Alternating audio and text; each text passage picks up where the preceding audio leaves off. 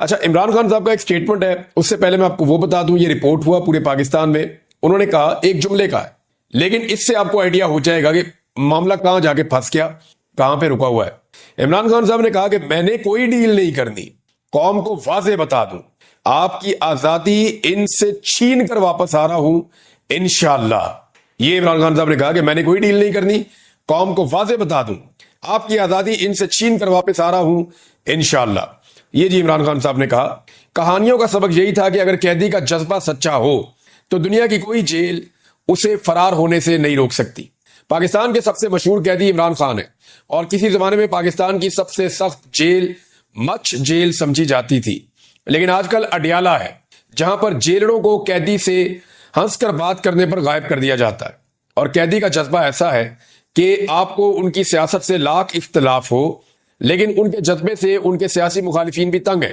جس طرح عمران خان نے پاکستان کی سیاست میں نئے انداز متعارف کروائے ہیں، اسی طرح انہوں نے اڈیالہ جیل سے فرار کا ایک انوکھا منصوبہ سوچا ہے کہ وہ آکسفورڈ یونیورسٹی کے چانسلر کا الیکشن لڑیں گے. سچی بات یہ ہے کہ عمران خان کے الیکشن میں اترنے سے پہلے نہ پاکستانیوں کو اور نہ ہی انگلستانیوں کو، زیادہ تر انگلستانیوں کو علم تھا کہ آکسفورڈ کے چانسلر کا بھی کوئی الیکشن ہوتا ہے. ان کے اعلان کے ساتھ ہی سب کو چانسلر کے الیکشن کا ایسے ہی پتا چل گیا جیسے اب بچے کو الیکشن فارم 45 اور الیکشن فارم 47 کے بارے میں پتا ہے. فارم 45-47 والی کہانی تو سب کو پتا نا پاکستان میں. گوروں کے ایک قدیم ادارے کے بھولے بسرے انتخاب میں شامل ہونے کا اعلان کر کے عمران خان نے اس میں جان ڈال دی ہے. منصوبہ یہ نہیں کہ عمران خان اڈیالہ جیل سے سرنگ کھودنا شروع کریں گے اور ایک دن آکسفورڈ کے چانسلر کے دفتر میں نمودار ہو جائیں گے. وہ رہیں گے جیل میں ہی، اور جیسا کہ ان کے جانسار سمجھتے ہیں، جیل میں رہتے ہوئے مضبوط سے مضبوط تر، مقبول سے مقبول تر ہوتے جائیں گے. لیکن چانسلر کا الیکشن لڑنے سے ان کا نام مغربی دارالحکومتوں میں ایک بار پھر گونجے گا. سب کو یاد آئے گا کہ وہ ایک شورائے آفاق کرکٹر تھے. ان کے مداحوں کو لندن کی پارٹیاں، شاہی خاندان کے ساتھ ملاقاتیں اور سابقہ شریک حیات جمائمہ خان کے ساتھ تصویریں دوبارہ شیئر کرنے کا موقع ملے گا. ان کے کینسر اسپتال کا ذکر آئے گا. یہ بات بھی یاد آئے گی کہ وہ پاکستان کے سابق وزیر اعظم بھی ہیں اور ان پر مذائقہ خیز قسم کے مقدمات چلائے جا رہے ہیں. چانسلر کے انتخاب کے لیے عمران خان کے علاوہ کسی دوسرے امیدوار کا نام بھی شاید آکسفورڈ سے باہر لوگ نہیں جانتے. لیکن الیکشن ہوتا ہے، گمنام امیدوار بھی اپنا زور لگائیں گے. اگر وہ یہ الیکشن جیت جاتے ہیں تو قیدی نمبر 804 کو گوروں نے بھی اپنا لیڈر مان لیا، اور ہار گئے تو گوروں کی ازلی اسلام دشمنی. انتخابات کا نتیجہ کچھ بھی ہو، دنیا کو یاد آئے گا کہ عمران خان ایک سیاسی قیدی ہے، اور غالباً دنیا کے حسین ترین سیاسی قیدی جیل کی سختی برداشت کر لیتا ہے لیکن گمنامی نہیں. تو عمران خان ایک بار پھر مغربی میڈیا کی شاہ سرخیوں میں ہوں گے. جو بھی سیاستدان پاکستان کی کسی جیل سے فرار چاہتا ہے، اس کی سرنگ کا رستہ GHQ سے ہو کر گزرتا ہے. عمران خان اپنا رستہ خود بنانے پر مصر ہے، پزد ہے. شاید وہ پہلے فرار ہونے والے قیدیوں کا انجام دیکھ چکے ہیں. سیاستدانوں میں جیل سے فرار ہونے کا سب سے زیادہ تجربہ نواز شریف رکھتے ہیں. اٹک قلعہ سے فرار ہو چکے ہیں، کوٹ لکھپت سے بھی، لیکن اتنی مرتبہ فرار ہونے کے بعد وہ اپنے گھر جاتی عمرہ میں بھی اپنے آپ کو قیدی سمجھتے ہوں گے. اب فرار ہوں گے تو کہاں جائیں گے؟ دوسری طرف عمران خان اپنی سرنگ کھود رہے ہیں اور کوئی جیلر روک بھی نہیں سکتا. یہ جناب زبردست قسم کا کالم لکھا تھا محمد حنیف صاحب نے. اس میں آپ کو سچویشن کا آئیڈیا ہو گیا. اور وہی بات میں کرتا ہوں کہ عمران خان جیل سے باہر آنا چاہتے ہیں. کون ہے جو جیل میں رہنا چاہتا ہے؟ لیکن عمران خان اپنے طریقے سے آنا چاہتے ہیں. اسٹیبلشمنٹ بھی چاہتی ہے، باقی لوگ بھی چاہتے ہیں کہ عمران خان جیل سے باہر نکلے تاکہ پاکستان میں استحکام آئے. لیکن معاملہ یہ ہے کہ اگر عمران خان صاحب باہر نکلتے ہیں اسٹیبلشمنٹ کے طریقے سے تو تبھی وہ راضی ہیں اس معاملے پہ. وہ چاہ رہے ہیں جیسے باقی سارے سر نیچے کر کے باہر آ جاتے ہیں ویسے ہی باہر آ جائیں، سر جھکا کے باہر آ جائیں. لیکن عمران خان کہتے ہیں جی بٹا والا پھاٹک کھولو، میں نے سر نیچے نہیں کرنا. میں جیل کے اندر جس عزت کے ساتھ گیا ہوں میں اسی عزت کے ساتھ باہر آؤں گا. اور عمران خان صاحب کا قد ویسے بھی بہت بڑھ گیا جیل کے اندر رہنے کی وجہ سے، تو اب تو اس چھوٹے دروازے سے وہ گزر بھی نہیں سکتے جو اسٹیبلشمنٹ نے اور حکومت نے مل کر بنایا ہے. اب عمران خان کے لیے بڑا گیٹ یا تو کھولنا پڑے گا یا کوئی اور حل نکالنا پڑے گا، کیونکہ پرانے سارے جو آزمودہ نسخے تھے وہ عمران خان صاحب کے معاملے میں بیکار ہو گئے. ایک اور خبر ہے جی، اور وہ شہباز شریف کے استعفے کے حوالے سے ایک انکشاف کیا ہے عامر ڈوگر صاحب نے. عامر ڈوگر صاحب جو ہیں وہ پاکستان تحریک انصاف کے ممبر قومی اسمبلی ہیں، اور ماضی میں مختلف عہدوں پر بھی رہے پاکستان تحریک انصاف کے. عمران خان صاحب کے درینہ ساتھی ہیں. انہوں نے ایک جگہ دعویٰ کیا کہ پچھلے ہفتے شہباز شریف صاحب جو ہیں وہ استعفیٰ دے رہے تھے. انہوں نے کہا جی 2 ہفتے پہلے شہباز شریف صاحب استعفیٰ دے رہے تھے, پیپلز پارٹی اگر ہاتھ ہٹا لے تو اس کے بعد حکومت ختم ہو جائے گی. دیکھیں یہ ہو سکتا ہے کسی جگہ شہباز شریف صاحب نے دھمکی لگائی ہو اور پیپلز پارٹی کے ذریعے سے یہ بات عامر ڈوگر صاحب تک پہنچ گئی ہو, کیونکہ اسمبلی کے اندر یہ آپس میں بیٹھتے ہیں تو ایک دوسرے سے باتیں بھی کر لیتے ہیں. ہو سکتا ہے شہباز شریف نے کہا ہو کسی موقع پر پیپلز پارٹی کو, کیونکہ ان دنوں میں مجھے یاد ہے پیپلز پارٹی کی اور شہباز شریف صاحب کی ملاقاتیں ہو رہی تھی. پنجاب کے اندر شیئر مانگ رہے ہیں. اب مریم نواز اور نواز شریف پیپلز پارٹی کو پنجاب میں شیئر دینے کے لیے تیار نہیں ہے. شہباز شریف صاحب کہتے ہیں جی آپ دے دیں شیئر, ادھر پیپلز پارٹی نے ان کے سر پہ ڈنڈا مارتی ہے بار بار شہباز شریف کے. پیپلز پارٹی یہ کہتی ہے کہ لوٹ کا مال ہے بھائی پنجاب, نہ آپ جیتے وہاں پہ نہ ہم جیتے وہاں پہ, جیتی تو پی ٹی آئی ہے, تو لوٹ کا جو مال ہے اس کے اندر آپ ہمیں حصہ دیں, ہم نے آپ کو حکومت بنا کے دی ہوئی ہے. وہ بیچارے صحیح بات کرتے ہیں. ادھر نواز شریف اور مریم نواز پنجاب میں حصہ دینے کے لیے تیار نہیں ہے. تو میں بھی شہباز شریف نے کہا ہو کہ ٹھیک ہے جی میں ریزائن کر دیتا ہوں, تو یہ تو ایک دھمکی ہے شہباز شریف کے پاس. لیکن دیکھیں یہ چلے گا نہیں معاملہ, اور مجھے نہیں لگتا شہباز شریف صاحب کبھی بھی سنجیدہ ہوں گے, کیونکہ اگر انہوں نے اب استعفیٰ دیا یا سیاست اس وقت ختم کی اور یہ الیکشن کے اندر گئے تو پی ٹی آئی کا جو بلڈوزر ہے وہ ان کو روند کے رکھ دے گا اور ان کو لینے کے دینے پڑ جائیں گے. اب ان کو اسٹیبلشمنٹ بھی الیکشن نہیں جتوا سکے گی, حالات وہاں پہ پہنچ گئے ہیں, پاکستانی بہت محتاط ہو گئے ہیں. اچھا جو پاکستان تحریک انصاف کا جلسہ ہے نا, اس حوالے سے اب متضاد خبریں آ رہی ہیں. ایک تو عرفان صدیقی صاحب نے ایک بل متعارف کروا دیا سینٹ میں, تو سینٹ کی جو کمیٹی ہے اس نے وہ بل پاس بھی کر دیا. اب بل یہ ہے کہ اسلام آباد میں جو بھی جلسہ کرے گا بغیر اجازت کے 3 سال کے لیے اندر, اور اگر کوئی دوبارہ جلسہ کرے گا بغیر اجازت کے تو 10 سال کے لیے اندر. تو اس قسم کا بل عرفان صدیقی صاحب کیا یہ سوٹ کرتا ہے ان کی شخصیت کو؟ یعنی وہ صحافت کی ہے, اور صحافی جو ہیں وہ کم سے کم یہ خیال رکھتے ہیں کہ جمہوریت ہونی چاہیے, جمہوری اقدار ہونی چاہیے. تو احتجاج کا ایک حق ہوتا ہے, پولیٹیکل گیدرنگز کا ایک حق ہوتا ہے, اور جو جمہوری سیاسی نظام ہوتا ہے اس کے اندر یہ بنیادی اور بیسک. ذرا آپ دیکھیں کہ ابصار عالم نے اوورسیز کشمیریوں کے بارے میں کیا الفاظ استعمال کیے, یہ سنیں آپ. لوگ جو برطانیہ میں رہتے ہیں ان کی زبان اور یہاں اینکرز کی زبان ایک ہی طرح گندی ہے, اور وہ اتنے گندے ہیں جو برطانیہ میں رہنے والے ہیں خاص طور پہ, کہ ابھی جو اسکاٹ لینڈ میں واقعہ ہوا ہے, میں اس پہ الگ سے ایک ویلاگ کسی وقت کروں گا. 7 مسلمانوں کو چاقو کے وار کر کے زخمی کر دیا وہاں ایک گورے نے, اس وجہ سے کہ یہ گندے لوگ ہیں, یہ یہاں آ کے ہماری سوسائٹی کو خراب کر رہے ہیں, ان کو یہاں سے نکل جانا چاہیے. اور جو ابھی چائلڈ گینگ ریپ کے جو جن ملزمان مجرموں کو سزا ملی ہے وہ ان میں بہت سارے یہی ہیں. تو آپ سوچیں کہ ان, اور یہ ابھی آپ دیکھیں خبریں آ رہی ہیں باہر کہ کوئی اپنی بھابھی سے شادی کر رہا ہے وہاں پہ سٹیزن شپ لینے کے لیے, کوئی بہن سے پیپر میرج کر رہا ہے اور سٹیزن شپ لینے کے لیے, اور پھر کام نہیں کرتے, وہ طلاق مصنوعی طلاق دے کے بیوی کو گھر دلا دیا مفت کا, اور خود ساتھ ویلفیئر لینا شروع کر دی کہ جی کاروبار کوئی نہیں, کام کوئی نہیں ہے.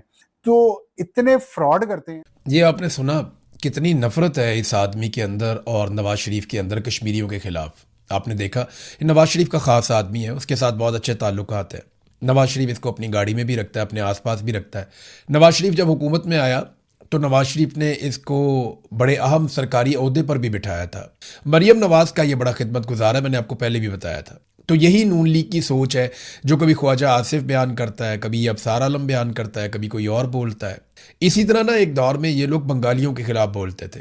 یہ کہتے تھے بنگالی چھوٹے قد کے ہیں, بہت گندے لوگ ہیں, گھٹیا کام کرتے ہیں, یہ تو مچھلی کھاتے ہیں, ان کے اندر سے بدبو آتی ہے, ان کے تو رنگ کالے ہیں, یہ خوبصورت بھی نہیں ہوتے, یہ تو 2 ٹکے کے لوگ ہیں. تو اس طرح یہ بنگالیوں کو بہت گھٹیا کہا کرتے تھے. یہ کہتے تھے وہاں پہ تو ہر سال سیلاب آتا ہے, ہم ان کی مدد کر کر کے تھک گئے.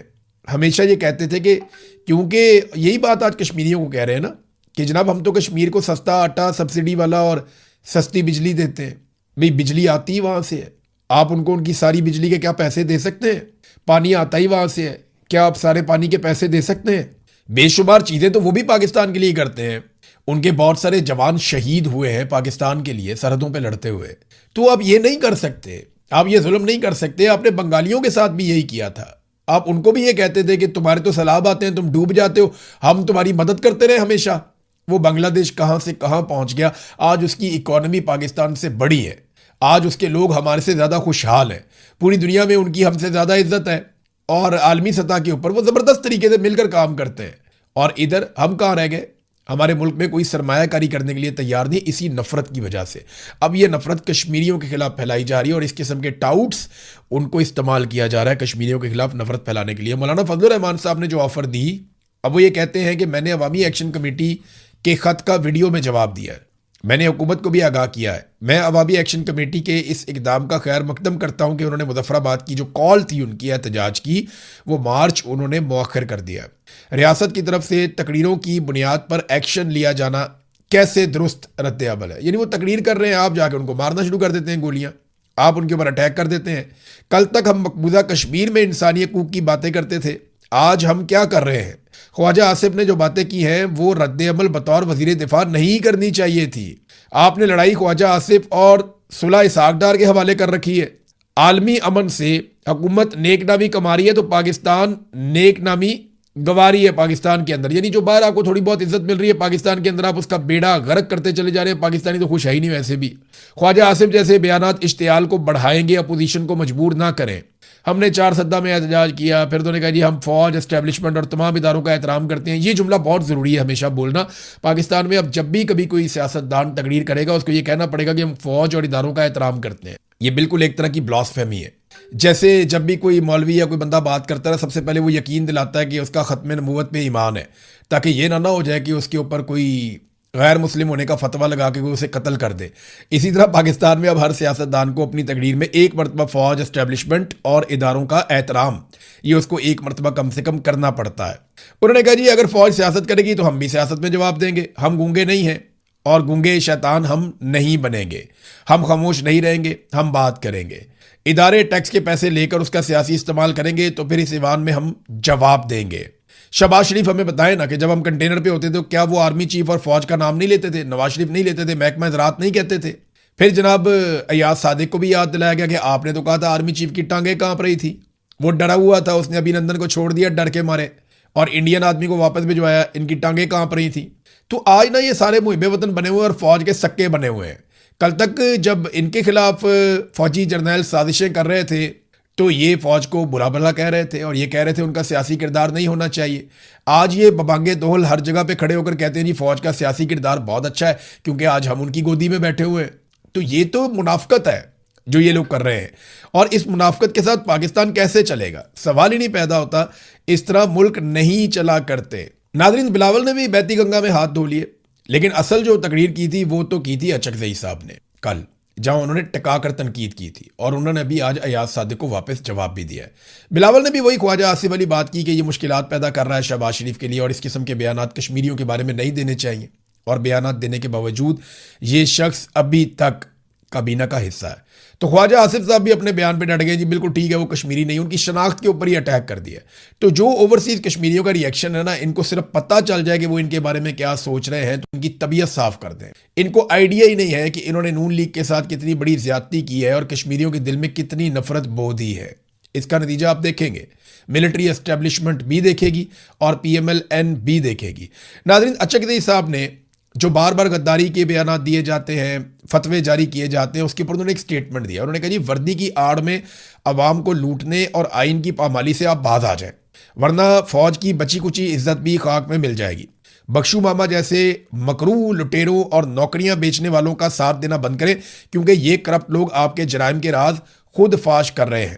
ملک کو گائے سمجھنا بند کریں، پاکستان کو مال غنیمت سمجھ کر اس کا دودھ دھونا چھوڑ دیں، ورنہ عوام کا بڑھتا ہوا غصہ پارلیمنٹ کی بالادستی اور قوموں کے حقوق چھین کر دم لے گا. جرنیلوں سے لے کر اشرافیہ تک سب کے کابل اور دیگر ممالک میں تذکرے یعنی وہ شناختی کارڈ وغیرہ بنے ہوئے ہیں. لہذا ہمارے خلاف سازشیں بند کی جائیں ورنہ سب کو بے نقاب کر دیا جائے گا. محمود خان اچکزئی نے کہا. وجہ یہ ہے کہ محمود خان اچکزئی کو کہتے ہیں کہ آپ کے افغانستان کے ساتھ تعلقات، بھائی ادھر کسی کے یو اے ای کے ساتھ تعلقات ہیں، کسی کے کسی ملک کے ساتھ تعلقات ہیں، کسی کے ٹرمپ کے ساتھ تعلقات ہیں، کسی کے سعودیہ کے ساتھ تعلقات ہیں، کسی نے وہاں کا اقامہ لیا ہوا ہے، کسی نے وہاں پہ جزیرہ لیا ہوا ہے، کسی کے بچے وہاں سیٹل ہوئے ہوئے ہیں. پاکستان کے ساتھ تو وفاداری دکھائی نہیں دیتی، بہت مشکل ہے. تو ناظرین، فضل الرحمان صاحب نے، بلاول نے تھوڑا سا ٹف ٹائم دیا، لیکن محمود اچکزئی صاحب جو ہے وہ گزشتہ 2 دنوں سے حکومت کو کافی ٹف ٹائم دے رہے ہیں، اور شہباز شریف صاحب کی جو آفر ہے اس کو سنجیدہ لینے کی ضرورت ہے. پاکستان تحریک انصاف کو باقاعدہ ایک پریس کانفرنس کرنی چاہیے اور ہر فلور پہ کھڑے ہو کر اس کے لیے آواز اٹھانی چاہیے. امتیاز صاحب ہیں پنجاب اسمبلی میں, انہوں نے میرے خیال میں پہ قرارداد بھی جمع کروا دیا ہے کہ کیونکہ وزیر اعظم نے یہ آفر کی تو ہم یہ چاہتے ہیں کہ آئیے 2018 اور 2024 دونوں انتخابات کا آڈٹ کروا لیں اور ایک غیر جانبدار اور شفاف انکوائری کروائی جائے کمیشن بنا کے, تاکہ پتہ چلے کہ 2024 میں کس طریقے سے پاکستانیوں کا مینڈیٹ لوٹا گیا اور 2018 میں کیا ہوا تھا. ناظرین, جہاں میرے پاس ایک خبر ہے, بڑی افسوسناک خبر ہے, یہ بی بی سی نے اس کو چھاپا خبر کو. میں جب پڑھ رہا تھا شروع میں تو مجھے بہت برا لگا پڑھنے میں, کیونکہ کشمیر میں جو دوست ہیں انہوں نے بھی یہ مجھے انفارمیشن بھیجی. مجھے لگا شاید ایگزیجریٹ کر رہے ہیں, لیکن اب تو ہر طرف سے یہ خبریں آ رہی ہیں. کشمیر کے اندر جو ادویات اور کھانے پینے کا سامان داخل ہو رہا ہے نا, اسے پولیس رستے میں روک لیتی ہے. گاڑی روک کر پولیس نے کہا خوراک اور ادویات ضائع کر دو. پاکستان کے زیر انتظام کشمیر میں اشیاء کی قلت سے لوگ بہت پریشان ہوتے چلے جا رہے ہیں, یہ بی بی سی نے رپورٹ کیا. ناظرین, جو دوائیاں اور خوراک ہے یہ تو غزہ میں روکی گئی ہیں. غزہ دنیا کا ایک ایسا خطہ ہے جہاں پہ دوائیاں اور خوراک روکی جاتی ہیں, یعنی وہاں ادویات نہیں جانے دیتے, وہاں پہ خوراک نہیں جانے دیتے تاکہ لوگ بھوکے مرے, اس علاقے کو چھوڑ دیں, نسل کشی ہو جائے. ان کو ادویات نہیں دیتے تاکہ وہ بیمار ہو کے مر جائیں. یہ غزہ میں کیا جاتا ہے. پھر امدادی سامان لے کر لوگ کشتیوں کے ذریعے بھی جانے کی کوشش کرتے ہیں, اقوام متحدہ اور دیگر ادارے بھی کوشش کرتے ہیں, لیکن اسرائیل بڑا ظلم کرتا ہے. وہاں پہ غزہ کے اندر وہ ادویات اور خوراک نہیں جانے دیتا, بلکہ پینے کے پانی کے بھی بڑے سیریس مسائل وہاں پہ پیدا کر دیے گئے. آج کشمیر میں ہم نے وہ دیکھا اور ہم نے بی بی سی کی اس خبر کو پڑھا.